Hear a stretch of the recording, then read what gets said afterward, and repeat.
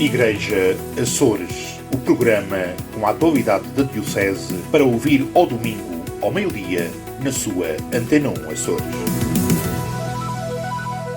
Olá, seja bem-vindo a mais um Igreja Açores. No programa de hoje vamos conversar com Miguel Maurício, ele que é o coordenador da catequese na ouvidoria de Ponta Delgada, já que este fim de semana foi o jubileu dos catequistas em Roma. Vamos falar sobre isto e com ele no espaço de entrevista, mas antes disso temos a atualidade da Diocese Açoriana. Decorreu este fim de semana o jubileu dos catequistas em Roma. Dos Açores foram 112 participantes das ilhas de São Miguel, Santa Maria, Pico, Faial e Terceira. Olá, eu sou a Andreia Medeiros e sou do Porto Formoso. Está sendo muito bonito, era também a minha primeira vez aqui em Roma e estar aqui no Vaticano e experimentar isso, ter visto o Papa de perto, não tem explicação.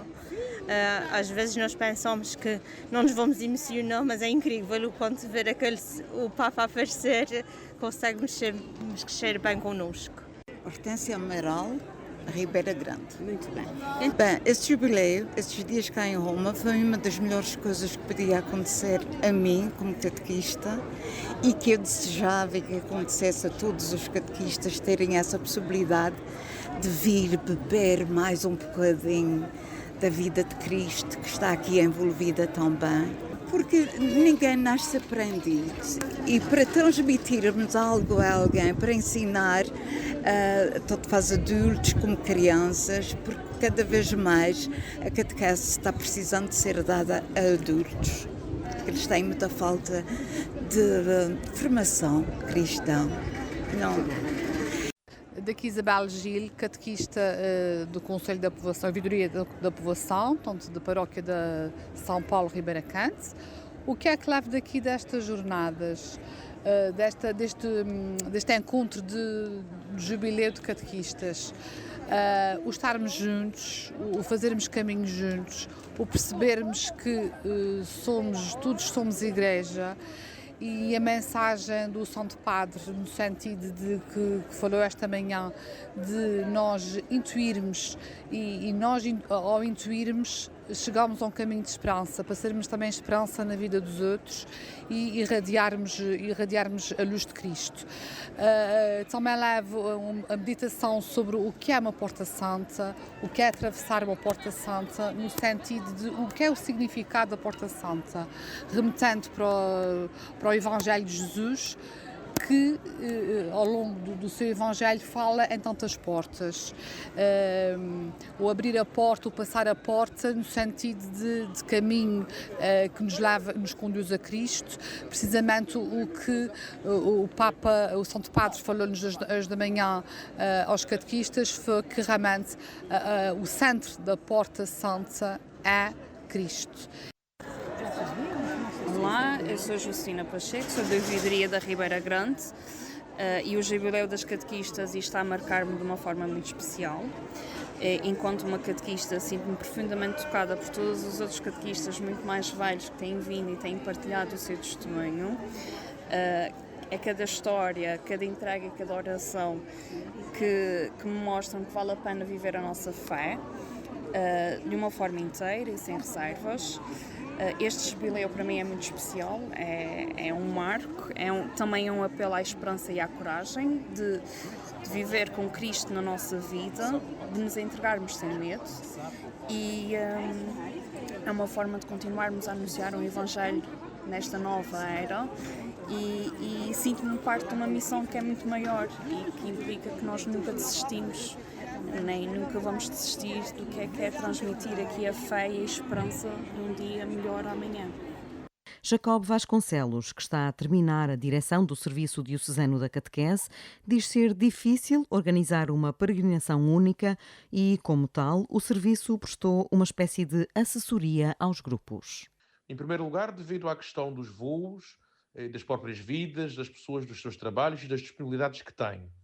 E depois também porque havia grupos que tinham vontade de passar mais dias em Roma, para além dos dias do jubileu, outros grupos não tinham disponibilidade para isso e só poderiam vir durante o fim de semana, ou seja, havia circunstâncias muito diversas, e para respeitar as opções de todos e dar oportunidade a todos de fazer a viagem da forma mais tranquila e de acordo com aquilo que pretendiam, então resolvemos que o trabalho do Serviço Diocesano seria mais na divulgação, na promoção do acontecimento em si e na assessoria que fosse necessária. E os resultados, graças a Deus, estão à vista, porque assim cada grupo veio com o tempo que pretendeu, fez as opções que pretendeu para além do jubileu, a nível de passeios, de peregrinações, porque além de uma viagem de cariz religioso, torna-se também uma viagem cultural, e cada grupo fez as opções que considerou mais oportunas. O jubileu teve uma duração de 3 dias. Na sexta-feira tivemos a oportunidade de peregrinar à Porta Santa da Basílica de São Pedro, em grupos, portanto, os grupos das diversas ilhas poderão peregrinar na hora que lhes foi mais conveniente, e além disso houve uma vigília de oração na Basílica de São Pedro, por sinal muito bela. No sábado prevê-se uma audiência jubilar com o Santo Padre, posteriormente uma celebração para todos os participantes de língua portuguesa na Igreja de Santo António dos Portugueses. Essa sim é uma iniciativa que parte do nosso país e que se alargou a todos os países de língua portuguesa. Os restantes acontecimentos e eventos são de organização do Vaticano. Este é de caráter mais local. E depois, à tarde, acontecerá a catequese em língua portuguesa na Igreja de Todos os Santos, tal como haverão catequeses por línguas noutras igrejas da cidade. No domingo há a celebração da missa na Praça de São Pedro, presidida pelo Santo Padre, com a instituição de catequistas, entre as quais estão 2 portuguesas. Na bagagem, os 112 catequistas trazem, sobretudo, partilha e gratidão, acredita o sacerdote. Cada catequista traz, em primeiro lugar, uma bagagem muito pessoal. Cada um é que poderá dizer a experiência mais íntima que fez da sua peregrinação à cidade eterna. Mas, por outro lado, há uma experiência que penso que é visível, que é a experiência de comunhão, de unidade, não só à volta de Pedro, do sepulcro de São Pedro e do Santo Padre, sinal visível desta unidade, sentirmos que somos uma só igreja, apesar de tantos rostos, de tantas culturas, circunstâncias tão diferentes, há tanto que nos une, é tão belo ver isso, e aprendemos tanto também com a experiência de outros irmãos e irmãs que vivem em locais tão diversos do nosso, com experiências por vezes de fé muito mais exigentes. Ainda na vigília da sexta-feira tivemos a oportunidade de ouvir testemunhos fortíssimos sobre a vivência da fé e sobre a forma de fazer catequese em ambientes de guerra, de dificuldade. Enfim, tudo isto nos faz pensar e penso que nos enriquece muito no sentido em que nos faz valorizar aquilo que temos e aquilo que somos e também valorizar o trabalho que os outros fazem, e o testemunho dos outros também nos fortalece. Para além disso, a própria deslocação, sair do nosso ambiente, digamos assim, faz com que aquilo que aprendemos depois possa enriquecer o nosso ambiente no regresso. E isso por si também é algo que me parece muito positivo. Prestes a assumir o serviço diocesano está o padre Bruno Rodrigues, que acompanhou a comitiva miquelense. O sacerdote foi a Roma 15 anos depois da sua ordenação. Vir aqui a Roma para mim é um sonho, porque sempre desejei vir a Roma. Em 15 anos de sacerdote foi este o momento, foi esta a ocasião, mas aquilo que eu vou pressentindo dos catequistas é que eles estão muito emocionados. Grande parte deles nunca estiveram em Roma, nunca estiveram em Itália. E esta experiência está a ser uma experiência de fé, de espiritualidade, passar por cada espaço, cada recanto, cada igreja jubilar, cada porta santa tem sido sem dúvida um momento muito forte, porque, como eu disse aos catequistas, nós vamos ao encontro de Pedro, a rocha que nos confirma na fé. Rezarmos ontem no final da peregrinação à porta santa e professarmos o credo diante do túmulo de São Pedro é sinal de que esta fé é tão forte como esta rocha que aqui onde se assenta a Basílica de São Pedro. Mas aqui nesta vivência, nesta experiência que estamos a viver, sem dúvida, vamos sair daqui mais renovados e, sobretudo, lembrando a importância que a catequese tem na vida da Igreja. E como dizia o Papa aqui nesta audiência, a catequese não faz sentido sem o pai, sem os pais e sem as mães. É fundamental e as crianças também e os jovens podem nos ensinar tantas coisas e a solução, as respostas podem estar, sem dúvida, no encontro da catequese, no encontro e na vivência espiritual que nós fazemos com as crianças e com os jovens. Para o sacerdote, esta experiência permite fazer os catequistas entenderem que não estão sozinhos nesta realidade. Levamos sobretudo uma experiência que nos lembra que nós não estamos sozinhos na nossa realidade arquipelágica, que nas ilhas, que nós das ilhas temos os mesmos problemas e os mesmos anseios, as mesmas dificuldades que outros catequistas, mas viemos aqui sobretudo para renovar, respirar um ar novo, talvez junto do Papa Leão, que também com a sua serenidade, olhando para ele, sentindo essa proximidade, talvez que nos apela a vivermos as coisas com os pés assentes na terra, mas com o coração, sem dúvida, em Deus e em Cristo, que é a nossa força e o nosso auxílio. O padre Bruno Rodrigues destacou ainda o papel da família na catequese.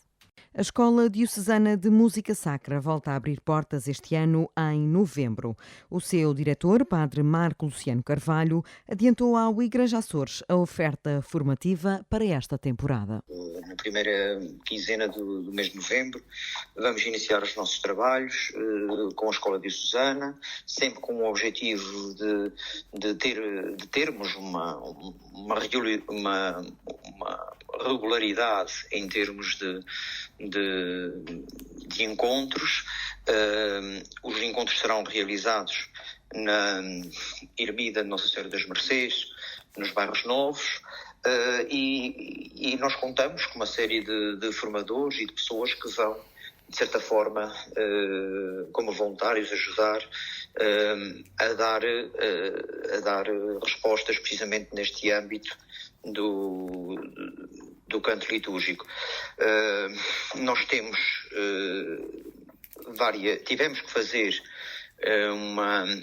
uma readaptação do programa, atendendo que nem sempre temos as pessoas disponíveis para tudo aquilo que nós gostaríamos de fazer, não é? E por isso mesmo nós temos tido alguma dificuldade na questão de arranjar formadores para as disciplinas todas a que nos tínhamos comprometido e que o ano passado iniciámos, e por isso mesmo nós tivemos que fazer uma readaptação do programa e vamos ter formação na área da liturgia, que é a chamada formação geral na área da liturgia. Vamos ter na área do canto litúrgico e da formação musical.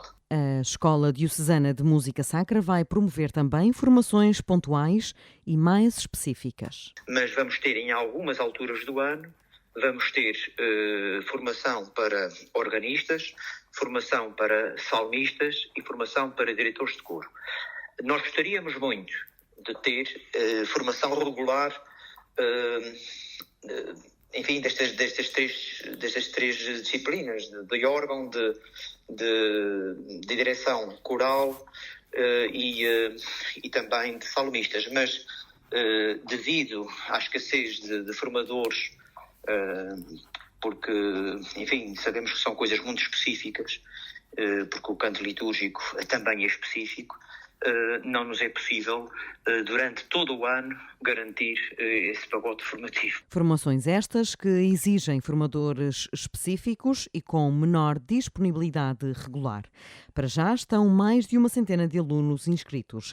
Grande parte transitou do ano passado. O prato forte, digamos assim, daqueles que vão participar são aqueles que já iniciaram o ano passado, que estiveram o ano passado. Porque o nosso objetivo, e penso que isto é importante dizê-lo, o nosso objetivo é nós também, ao nível da Escola Diocesana de Música Sacra, o ano passado, por exemplo, no Santo Cristo, participaram os alunos que quiseram participar da Escola Diocesana de Música Sacra, mas todos os alunos, não é? Todos os alunos quiseram participar. Mas nós queremos, para além disso, para além de termos, por exemplo, um coro de todos os alunos, como todas as escolas diocesanas de música sacra têm, porque é tipo aquele coro referência, nós queremos criar um coro de câmara mais pequeno, mais especializado nesta área, e por isso mesmo um dos nossos grandes objetivos vai ser este, que é, para além daquele coro que existe, nós vamos este ano formar um coro mais pequeno, para que seja um coro, enfim, referência em termos de escola, deste trabalho que está a ser feito ao nível da formação litúrgica para os grupos corais. Um coro de câmara com especialização litúrgica, uma novidade para este ano. Continuamos a conhecer os centros paroquiais dos Açores. Hoje fomos até à Relva conversar com o pároco Padre Bruno Espínola. Do Centro Social e Paroquial tem duas valências. O CATL, que é o Centro de Atividade dos Tempos Livres, das crianças, na qual temos 30 crianças inscritas. Não temos mais, porque também a nossa capacidade de infraestrutura não dá para mais. E temos então essas 30 crianças protocoladas com o Instituto de Assistência Social, 10 da pré-escola e depois as outras 20 do primeiro ciclo. Outra valência é o centro Centro de dia. Não, o centro de dia, o centro de convívio da terceira idade, também tem à volta de 30 utentes, em que nós disponibilizamos o transporte, vamos buscá-los a casa e depois os levamos. Só temos capacidade, também por falta de recursos de mão de obra, é só à terça-feira e à quinta. E aí então elas estão aí no seu convívio durante a tarde e também têm o seu lanche. O centro de convívio é gratuito e 2 vezes por semana. Já o centro de ocupação de tempos livres tem uma mensalidade mediante os rendimentos das famílias. Ainda assim, com um custo muito acessível, que no máximo poderá chegar aos 60 euros. Funciona todos os dias e inclui transporte das crianças da escola até ao centro e o lanche. Com horário entre as 8 da manhã e as 7 da tarde, o seu funcionamento é assegurado por uma professora e 3 auxiliares da ação educativa. O sacerdote assume que é uma vontade da equipa ter mais alguém a dinamizar o convívio de idosos, mas que ainda não foi financeiramente viável a sua contratação. Uma das nossas necessidades em relação também ao centro de convívio é ter alguém que também acompanhasse e dinamizasse aquelas horas que as senhoras estão no centro de convívio, mas também não há. Elas estão tabeladas pela Segurança Social, recebem 8 euros cada idoso por mês. Portanto, isto é o custo de uma semana. Tanto os idosos como as crianças fazem refeições no centro. A professora auxilia ainda nos trabalhos de casa das crianças. O centro depende da escola e a oferta que o Centro Social também oferece em paralelo com a escola garante a existência das duas. Portanto, uma sem a outra vai ter dificuldades e nós muito mais. E neste momento estamos com alguma dificuldade a nível de vagas, porque o nosso espaço também não permite mais. Tem lista de espera? Temos lista de espera.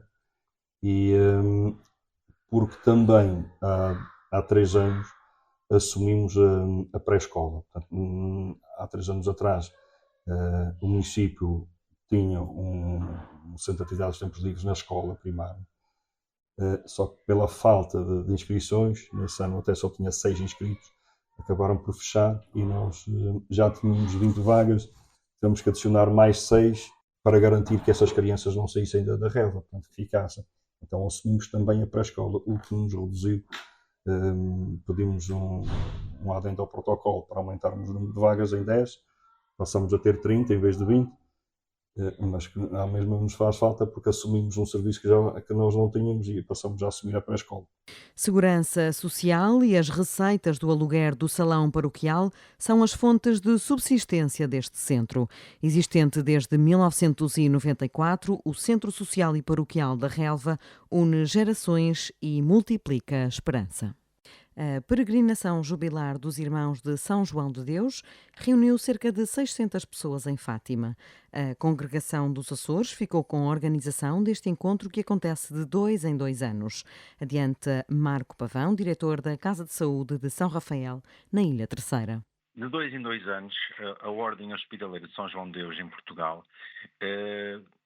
reúne-se em Fátima e este ano aconteceu no dia 24 de setembro, e tivemos a nossa peregrinação jubilar da família hospitaleira, com o tema Caminhando Juntos em Ondas de Esperança. E a organização deste evento, este ano, coube à Casa de Saúde de São Rafael, Instituto São João Deus, Angra do Heroísmo. E, portanto, reunimos em Fátima, na Capela da Morte de Jesus, às 11h30, com a celebração presidida por Dom Armando, Bispo da Diocese dos Açores, seguido de um almoço convívio com colaboradores e utentes das várias casas do Instituto São João Deus em Portugal. São 8 casas, envolvendo cerca de 600 pessoas no seu total. E, portanto, é um momento de partilha, de convívio entre pessoas de várias casas, que muitas delas trabalham para o mesmo objetivo comum, mas que, por vezes, passam algum tempo sem estarem uns com os outros, nomeadamente os utentes. Os dirigentes estão muitas mais vezes juntos, mas os utentes não convivem, porque estamos a falar de casas nos Açores, Casa de Saúde de São Rafael, Casa de Saúde de São Miguel, estamos a falar também de uma Casa de Saúde na Ilha da Madeira e casas espalhadas pelo país de norte a sul. Dos Açores foram cerca de 50 participantes das ilhas Terceira e São Miguel, entre técnicos e utentes, para quem a experiência é muito especial. Estamos a falar de pessoas, nomeadamente aqui em questão utentes, que muitos deles já não saem da sua ilha há muitos anos. E, portanto, é uma experiência que os marca. Marca porque saem da sua ilha e vêm ao continente, sítio onde já não estavam há muito tempo, e depois pela devoção que têm, pela devoção que nós todos temos a Nossa Senhora de Fátima, é um momento marcante, ainda mais quando as pessoas passam por uma fase mais difícil da sua vida. Para além da peregrinação jubilar, os utentes usufruíram ainda de momentos lúdicos. Não há só o programa associado à peregrinação jubilar, mas também, aproveitando a deslocação ao continente, há uma parte mais lúdica que se organiza para que os utentes possam beneficiar da sua deslocação, nomeadamente, por exemplo, idas ao oceanário, vão fazer passeios de autocarro pela cidade com guia turista para terem uma breve explicação da cidade, os convívios e os almoços ou jantares fora, um pouco de tudo para que esta viagem seja uma viagem marcante para eles. Um momento inesquecível de partilha entre dirigentes, técnicos e utentes da Ordem Hospitaleira de São João de Deus. Chegamos agora ao nosso espaço de entrevista. Hoje, Carmo Rodeia conversa com Miguel Maurício, ele que é o coordenador da catequese na ouvidoria de Ponta Delgada. Hoje o mundo está cada vez mais secularizado e como é que podemos fazer o anúncio neste mundo que tem tantos desafios, alguns deles obstáculos, outros oportunidades? Eu penso sobretudo com mais ação, menos propagação, menos teorias e mais ação, pôr a mão na massa. Acho que o que falta muito é isto, sermos discípulos de Jesus na sua plenitude e não só mandar aos outros fazer aquilo que nós pensamos, mas fazê-lo primeiro e dar o exemplo em primeiro lugar. A escuta da palavra é fundamental para esse início de caminho. Completamente. Primeiro ouvimos a palavra de Deus e depois colocámos-la em prática. Quem é que procura Jesus hoje?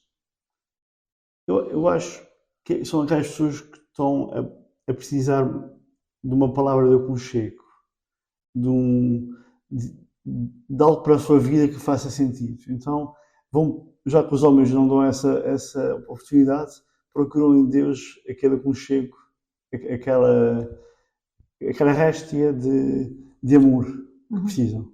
Mas hoje vemos menos gente na igreja, mas as pessoas não deixaram de precisar dessa palavra. Sim, a nível comunitário podem fazer menos uso da vida comunitária, mas muita gente entra nas igrejas fora da hora das missas, mas procuram uma igreja talvez mais personalizada, menos comunitária. Talvez por alguma má publicidade que a igreja tem nos últimos tempos, né? Com atos menos bons. E as pessoas, algumas afastam-se, mas eu acho que Deus está presente nas pessoas e às vezes não é preciso civilizar muito perante os outros. Ou seja, no seu entendimento e naquilo que faz de leitura do mundo, as pessoas continuam a precisar de Deus e não o descartaram? Sim, acho que não descartaram. Até porque no seu íntimo têm essa sede de Deus, essa necessidade de estar com Deus. Até o próprio Jesus dizia que quando precisares de orar, vá para o teu quarto, fecha a porta e ora, né? E reza. Não é preciso grandes demonstrações para todos verem que eu faço isso ou faço aquilo. Né? Portanto, não acho que haja necessidade. A fé era um dado adquirido. Quem nascia cristão morria cristão. Hoje a fé já não é um dado adquirido e já não podemos anunciar da mesma maneira como, aliás, começou esta conversa, não é? O anúncio hoje tem que ser diferente. Mas o fazer e o ensinar fazendo, quem é que procura a catequese hoje? Pronto, sem querer julgar, quem procura a catequese é quem quer fazer toda a caminhada dos primeiros sacramentos. É uma espécie de passaporte que vão pondo os carimbos ao passo que vão fazendo as catequeses, sessões e as atividades. Não há uma que cada um...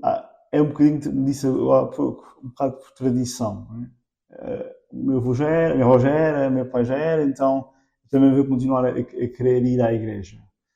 Mas também acho que também deverá haver aqui um cunho mais pessoal de cada um, de querer dar aos filhos, né, uma série de valores e princípios para nortearem as suas vidas.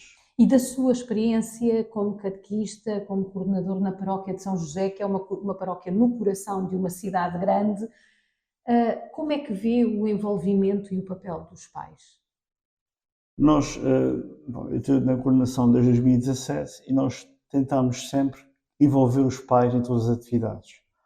Os pais não podem ser só aqueles que vão deixar a criança no início da catequese e depois vão buscá-la no final da catequese ou da missa. E temos tido uma boa receptividade. Os pais têm cooperado. Hoje em dia, como disse há pouco muito bem, os tempos são diferentes.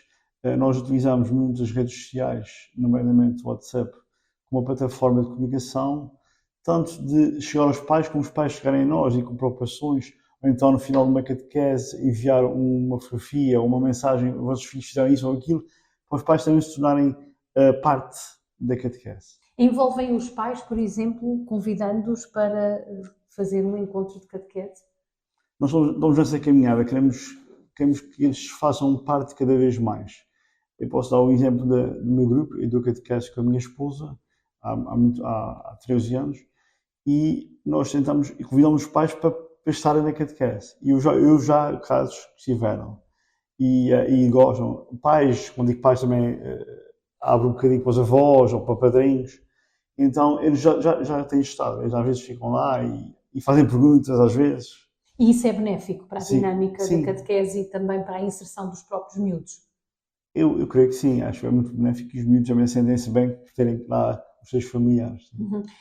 Estes novos catecismos que estão em marcha, da fusão entre o Secretariado Nacional de Educação Cristã e os salesianos, portanto, também é um projeto por si só de grande comunhão, não é? Porque até agora não era possível esta partilha e esta corresponsabilidade de dois caminhos diferentes, aponta-nos justamente para a ideia de a catequese não como uma sala de aula, não como apenas um espaço de depósito de doutrina, mas, sobretudo, um encontro mistagógico com Jesus. Como é que nós mostramos a uma criança que começa no primeiro ano da catequese, hoje, que está desperta para tantas outras coisas, quem é Jesus? Quem é Jesus, acima de tudo, é um amigo. Uma criança que entra no primeiro ano, no catecismo também tem essa abordagem: Jesus é o nosso amigo. E depois, consoante o tempo que vai crescendo, nós vamos dando outras informações, né? Vamos dar a conhecer, que é mesmo assim que catequese, a vida, morte e ressurreição de Jesus. Nós não podemos, uma criança do primeiro ano, falar em ressurreição, porque elas não têm esses conhecimentos. Mas procuramos paulatinamente ir falando de Jesus nas várias etapas do seu crescimento e, em todo o processo, transmitir os ensinamentos de Jesus. A catequese, cada vez mais, hoje em dia, e que os novos catecismos têm vindo a aprofundar, e também com a experiência que os salesianos têm nesta área do ensino, não é? E o Secretariado Nacional de Educação Cristã tem feito com os salesianos um trabalho interessante de poderem misturar o que era antigo e dar também uma certa novidade. E então, também há lá propostas de laboratórios com pais, há várias propostas, e nós tentamos sempre, possível, aplicá-las com os pais.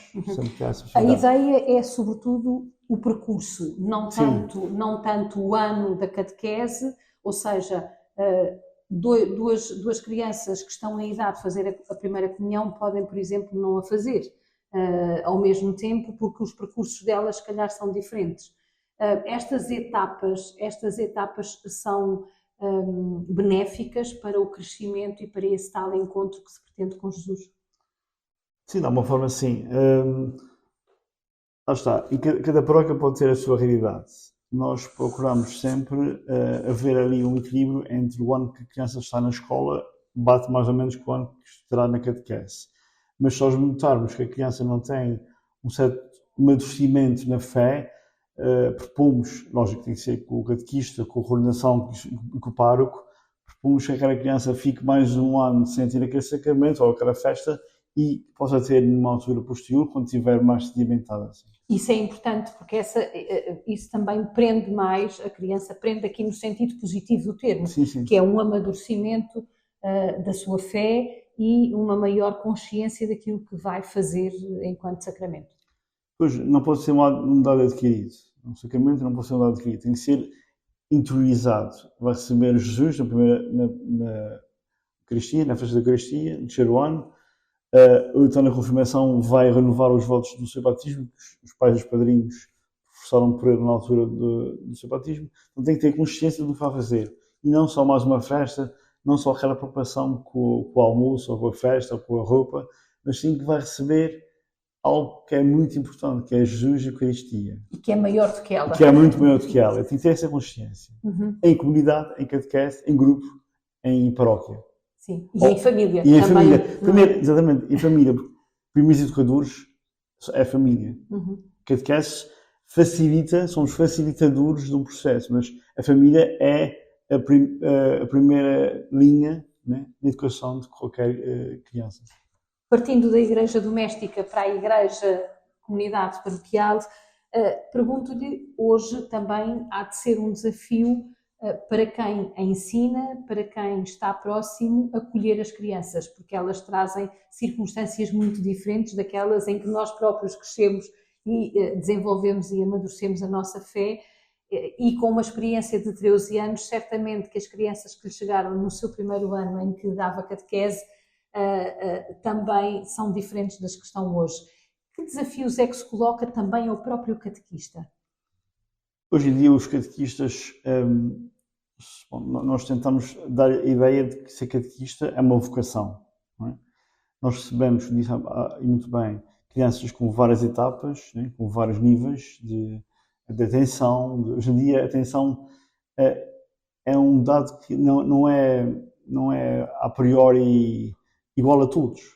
Uns estão mais atentos, outros menos atentos, têm outros inputs, têm outras abordagens, têm outros estímulos. Então procuramos fazer daquele grupo um espaço onde Jesus nasce em cada um e que se possa criar aí uma certa harmonia. A ideia é essa, criar uma harmonia e apresentar Jesus de uma forma deve ser dada. A ideia de que o catequista não sabe tudo também. Sempre a aprender. Sempre diante das perguntas difíceis. Que tipo de perguntas é que eles colocam? Sobretudo os mais novos, não é? Porque nestas 3 grandes etapas etárias, digamos assim, o tipo e o nível de perguntas há de ser bastante diferente, não é? Claro. Alguns têm estou-me a lembrar de uma criança que a avó também já foi catequista há uns anos. Então aquela criança tem uma certa inclinação para... Ela não percebe a cruz. A questão como é que uma pessoa tão boa que foi Jesus foi pregado numa cruz. E então é diferente, criança para criança, a abordagem que nós mostramos de Jesus. Jesus é amor, né? Veio ao mundo para salvar a nossa vida, mas como é que depois morreu daquela forma? E claro que crianças do primeiro ano ou segundo ano não podemos dizer que a cruz era uma forma de tortura romana e que politicamente era assim que se fazia naquela altura. Temos que dar uma outra abordagem e quando estamos ali na altura da Quaresma, tentamos explicar mais ou menos, e sempre a aprender, há sempre novas aprendizagens que nós catequistas também temos. A cruz como salvação, o que depois também há de mais tarde trazer uma outra questão, que é quando repetimos até à saciedade aquilo que é a essência do cristianismo, que Deus é amor, como é que permite tantos males na Terra? Já foi confrontado com essa pergunta alguma vez? Sim, essa pergunta já me foi dada e a resposta nem sempre é assim tão fácil. Nós tentamos ver o mundo com os olhos que nós temos, olhar com o nosso background, né, com a nossa história e tentar explicar que Deus é amor, mas também deu o livre-arbítrio, a escolha. Né? Portanto, houve escolhas que foram mal tomadas e levaram a consequências que não são fáceis de enfrentar. Mas Deus não quer o sofrimento em si, né? O que quer é a redenção, né? A ressurreição, o nascer de novo. Né? Uhum. Mas explicar não sempre é fácil. Uhum. Hoje a Igreja tem alguma dificuldade em lidar com o mundo, em dialogar com ele. Como é que vê a questão? Igreja somos todos nós. Sou eu como catequista, é o pároco da minha paróquia, é a senhora que vai lá à igreja, limpar a igreja, somos todos nós. Então, se me está a falar da igreja enquanto hierarquia, o Papa, os bispos e a instituição igreja, eles têm um património, né, que têm que levar para a frente, né, os caminhos ao longo dos tempos. E às vezes o mundo anda numa velocidade que nem sempre é fácil de assimilar. Tudo hoje em dia é o fast food, o fast life, tudo é muito rápido. E Deus mostra-nos que temos que levar a vida de uma forma também mais calma, mais harmoniosa. Temos que impor algum ritmo. E nem sempre o ritmo acelerado trará bons frutos. Portanto, mas eu acho que eu cresci enquanto cristão, foi com João Paulo II, né? São João Paulo II. Depois veio o Papa Bento, o Papa Francisco, que nos trouxe também muito à Igreja, e agora o nosso querido Papa Leão. Então, mexer tudo de uma vez pode não ser muito fácil, porque nós estamos a falar não só de uma visão nossa europeia, também temos que ver noutras latitudes, né, como é que a Igreja lá está a chegar, também respeitando também os povos e as culturas de cada um. Então, há uma tentativa da Igreja abrir-se um pouco, a minha visão é essa, há uma tentativa da Igreja abrir-se mais aos outros. Eu posso dar um exemplo, eu, além de catequista, faço parte de um movimento eclesial, movimento dos populares. Então tentamos sempre levar a unidade, mesmo quando ela não existe. Faz parte do testamento de Jesus, que todos sejamos um. Como teu Pai, nós somos um. Portanto, a ideia da unidade. Então, onde não houver, tentamos lá chegar. Os povos que são mais martirizados, mais perseguidos, tentamos dar-lhes uma palavra de conforto, tentar harmonizar. Aqui como é que isso pode se transformar em vida? Aqui nos Açores, há uns anos para cá, os nossos bispos, a nossa diocese pede-nos sempre em janeiro para o momento da Semana da Unidade, a oração pelos cristãos. Tentamos sempre fazer essa ponte, né? Há duas margens e queremos arranjar essa ponte que faça a unidade entre uma e outra. Mas não é uma unidade artificial, não é uma unicidade, não é pegar duas coisas diferentes e obrigá-las a serem iguais. Não, é respeitando as diferenças que há em cada um e poder haver aí um ponto de concórdia. Né? E tem sido engraçado também, se me permite falar sobre esse tema, fazer essa unidade com uma igreja aqui presbiteriana, aqui em Ponta Delgada, que nós fazemos essa semana, mas eu sinto também às vezes que não pode ser só aquela semana, não pode ser só a semana de janeiro de cada ano e depois nunca mais há contato. Não, a ideia é que haja cada vez mais contato entre nós e eles, porque o que nos separou já tem muitos séculos. Nós queremos é encontrar e olhar para o futuro. O que é que nos pode unir? É Jesus. É o que nos une. Né? É Jesus, então todos somos cristãos, temos essa base cristã. E também falo do ecumenismo, podia também falar com o diálogo interreligioso. Né? Embora aqui seja menos Sim, expressivo, tem menos mas já começam a existir sim, a Ponta da Rábida temos uma sinagoga, portanto, sim. também temos comunidade judaica. Sim, cá. e mesmo muçulmanos e mesmo muçulmanos estão a crescer. Sim. Também a sua presença está aqui por via da busca de condições materiais melhores do que aquelas que têm nos seus países de origem e até de segurança, não é? A Igreja Católica, nesse sentido, está a fazer tudo o que pode para acolher, para ser o tal hospital de campanha que acolhe todos, independentemente das feridas que traz. É um novo caminho que a Igreja tem de tomar. Acolher quem nos visita, quem nos procurou para ter melhores condições de vida. E possibilitar a quem nos procura essa harmonia, não é? Esse estar bem, essa unidade entre nós, porque não vale a pena falarmos aqui que nos divide. Isso já dá a priori. Temos que criar condições para dizer, olha, tu és muçulmano, temos algo em comum, chamamos Allah, eu chamo Deus, mas somos iguais, não há nada que nos distinga. Eu sei que, infelizmente, há partidos políticos cada vez mais que falam dessas decisões, desses problemas, porque têm medo, acham medo que nos venham tirar o trabalho, usam esse medo para atormentar as pessoas. E essa instrumentalização é que é muito, muito negativa. Nós somos todos crentes num Deus que nos ama.